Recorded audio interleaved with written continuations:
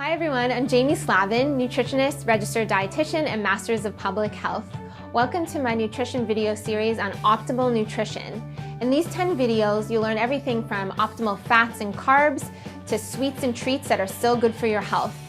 Be sure to click on the links below. They'll provide you with summaries from each episode with all the nutrition advice that you can use for your healthy lifestyle. So let's get started.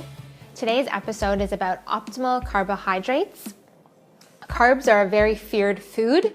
I want to debunk the myths, I should say, about that and get to those misconceptions about them so I can put you on the right path in terms of what carbohydrates to eat, what carbohydrates to have in your kitchen, and why you should incorporate them into your diet. Carbohydrates are a main staple of our diet. Our body needs the energy from them, the glucose that's eventually broken down from the carbohydrate into glucose, energy for our body. Our muscles, our brains are functioning essentially. So when you cut out food groups, particularly carbs, you're doing yourself a major disservice. However, there are perhaps healthier carbs for you out there. They're often labeled good and bad carbs. I don't like those types of labels. I like to just promote health. So when I say healthier, it's grains and carbohydrates that actually offer really good beneficial nutrients to you. Firstly, starting with one of those comfort grains, comfort carbohydrate that just, is a staple to have, and that's oats. Oats are awesome. Oats are a carbohydrate that keep you full, keep you fueled, are full of fiber. You're gonna wanna look for either a steel cut oat or in this case, old-fashioned rolled oat. You don't want any instant oats. Those have pretty much had all their fiber and shelling removed. Steel cut oats are the best. However, they're slower to cook. So if you need more time, if you don't have so much time, consider rolled oats. Look for organic, and if possible, look for gluten-free. I'm going to talk about the gluten-free subject in a moment, but the reason why you look for gluten-free is that non-gluten-free oats are often cross-contaminated with other wheat growing nearby, and if you're sensitive to wheat, they can be cross-contaminated. So ensuring that the oats are gluten-free can help you avoid that.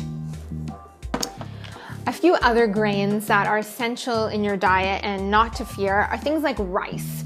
Rice is a staple crop. Worldwide, it's one of the most popular crops, and there's a reason for that.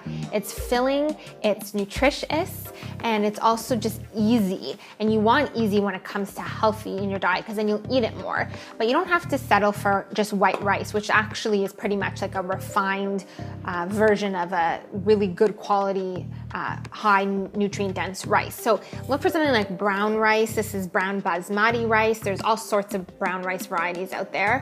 Or even get more creative and look for colorful rice. This is a black rice. It's known as forbidden rice.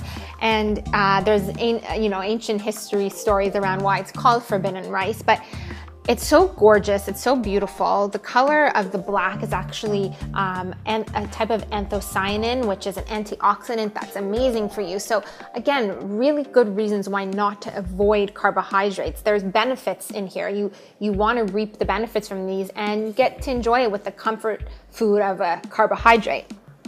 These two carbs I'm going to talk to you about are actually pseudo grains. And what that means is that they're not really a carb. They're not really even a grain for that matter. They're seeds, but they're often clumped into the same category as carbohydrates. This is buckwheat and this is quinoa. Buckwheat is a really good grain or pseudo grain to incorporate in your diet. It's actually not wheat, so I don't know why the name is buckwheat. It's from a seed related to the rhubarb family, I believe. So it's gluten-free, it's delicious. You can have it in a savory dish or as a sweet porridge, just depending on how you choose to cook it and what you eat with it. Quinoa, I'm sure you've heard about by now. It's in everything and there's good reason for it. It's also a seed and it's a complete protein, meaning that if you're vegan or if you're watching your animal protein intake and you want to incorporate some plant-based protein, quinoa is an excellent choice for you. This is a red variety, again, a beautiful alternative to a white variety. Not that there's anything wrong with the white quinoa, but a red adds a nice color and hue and also has more nutrients.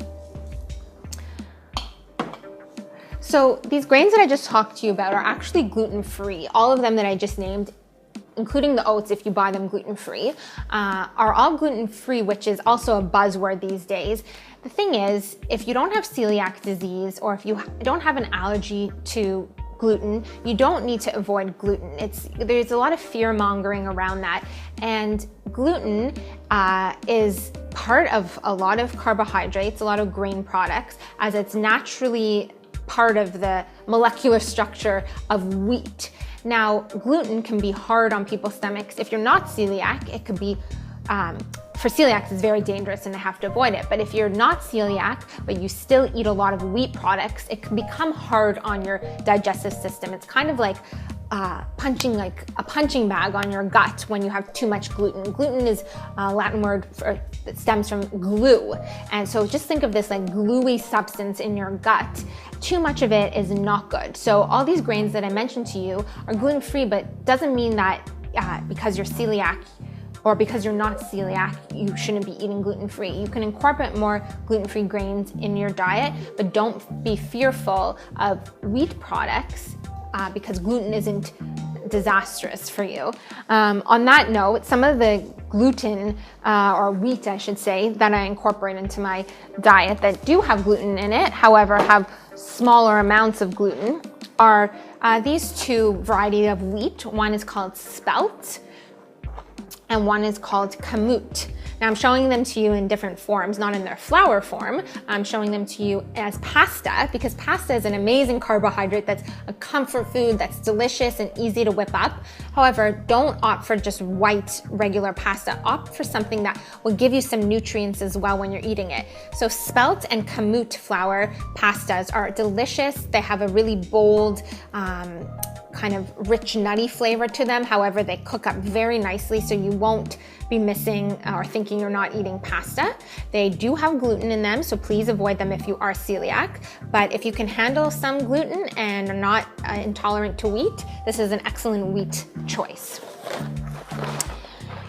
Fear not, if you are gluten sensitive or have celiac disease, you can still eat your pasta. There's plenty of gluten-free options out there. Again, like I mentioned before with the grains, don't opt for white rice or white-based products. Try to look for something that has some whole grain or a better form of the grain in it. So here I have, for example, for you, some brown rice, Asian noodle style pastas, some organic corn gluten-free pasta, some brown rice fusilli, all really nice alternatives to your typical pastas that are gluten-free and also cook up really nice.